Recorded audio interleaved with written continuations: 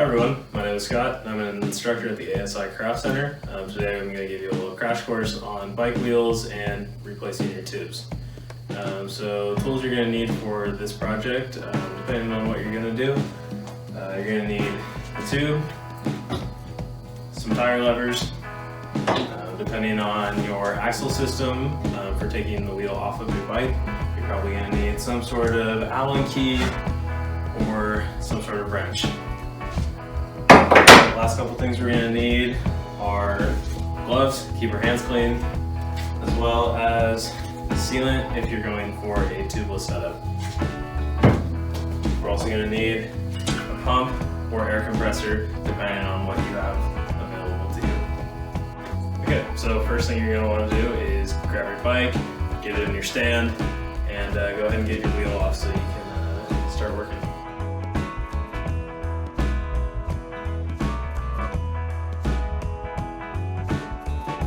Before we start anything, we want to make sure that all of the air is out of the tire. You're going to go ahead and do this by coming down to your valve and releasing any air by just pressing in on your little release. This one's already flat, I know that, so I'm not going to go ahead and do that step. But go ahead and do that if your tire still has air. Our next step is going to be to get the tire off of the rim. So what you're going to do, grab your tire lever. You want to get in, I usually start at the valve. It's not required, but I think it's a good rule of thumb to try to keep track of where you're at. So you're just going to go ahead and take it in the curved part, stick it, pull your tire back, stick it in between the rim and the tire, and just pry open. Okay. From there, you're going to notice that the tire comes off of the rim just a little bit, which is the goal, how you want to get it around the rest of the rim. So to do this will be fairly easy to get off. So what we're going to do is just take your lever and pull it around the rim.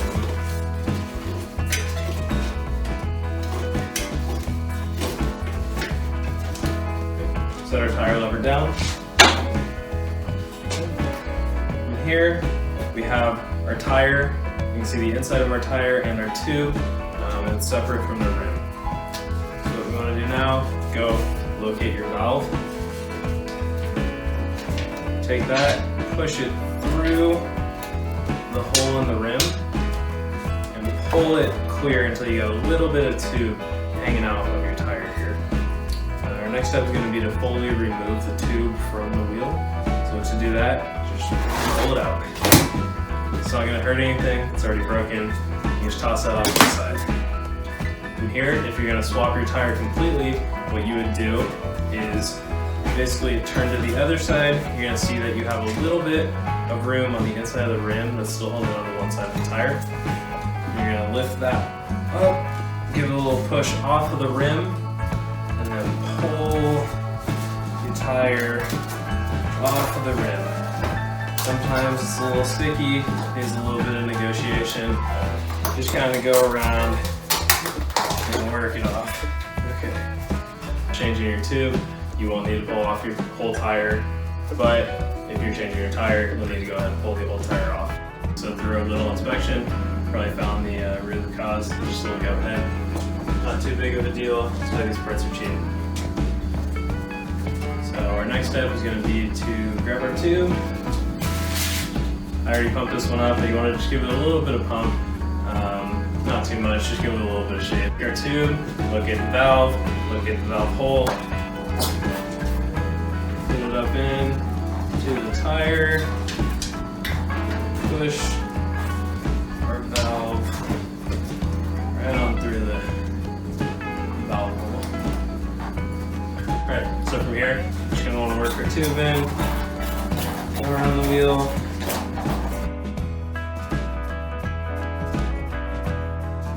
Alright, so now the rim, you're going to want to put the tire back on the rim. Shouldn't be too hard, just give it a little push, basically follow the reverse of the steps that you did earlier to take it off. Okay, so we are in new tube, or new tire, or both, whatever your personal objective was with this fix. What we want to do now, just give it a little pump, throw it back on the bike, we're ready to ride. Get her pump back on there. You'll find somewhere on the tube or your tire a recommended air pressure. I usually run maybe 35 PSI on a bike like this.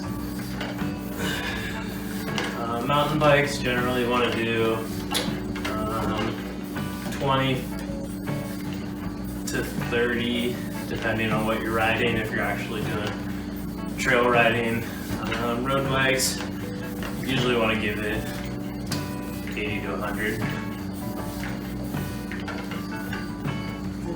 So we reached our 35 PSI mark, put our pump out of the way, ready to go. Just gonna get it back on the bike. Basically, what we're gonna do, just take this tire and do the reverse of what we did, take it off. Get it back up in there, line everything up nicely, make it happy.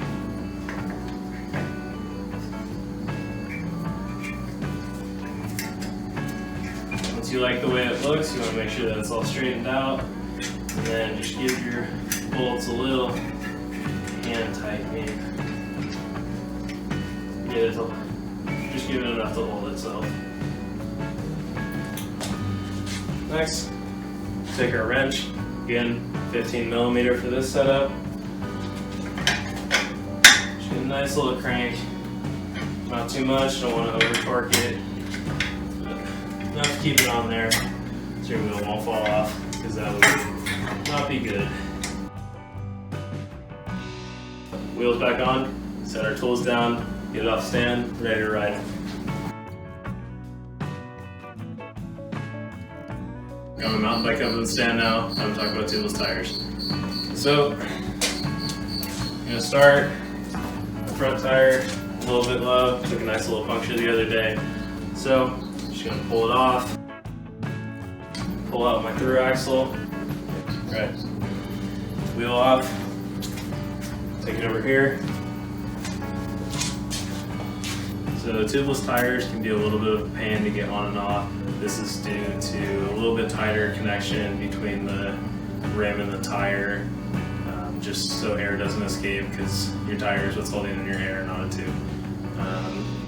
So our problem today, just had a slight little puncture. I'm gonna go ahead and just retop our sealant, change your tire completely, follow the similar steps like I said a little bit earlier in the video, and just get your tire on until you're to the point that we're at now. And then all the steps will be the same. Don't worry about your sealant until you get that new tire back on, ready to roll. Just some tips and tricks for a little bit tricky tire. What you want to do is pull, take your valve, you're going to go ahead and press that into your stomach and get your arms around your wheel. You can start by pressing in and just working your way around. This position just gives you a little bit more leverage. An important tool that I forgot to mention earlier is going to be your valve core remover. Comes in all shapes and sizes. Doesn't need to be fancy. This is not by any means fancy. Just gets the job done. So next step, you're gonna want to remove your valve core. If you have any air left in the tire, it's all gonna come out at this point.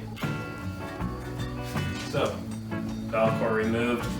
Go ahead and set that down somewhere on the table. Set our tire down with the valve facing upwards.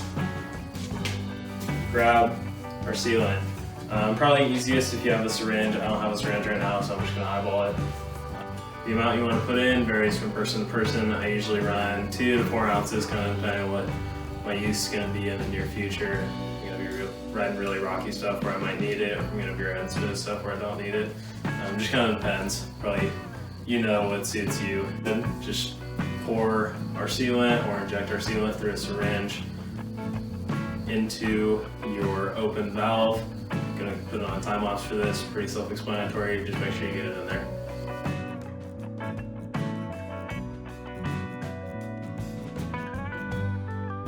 Alright, so I found a little syringe to use, got a little bit messy.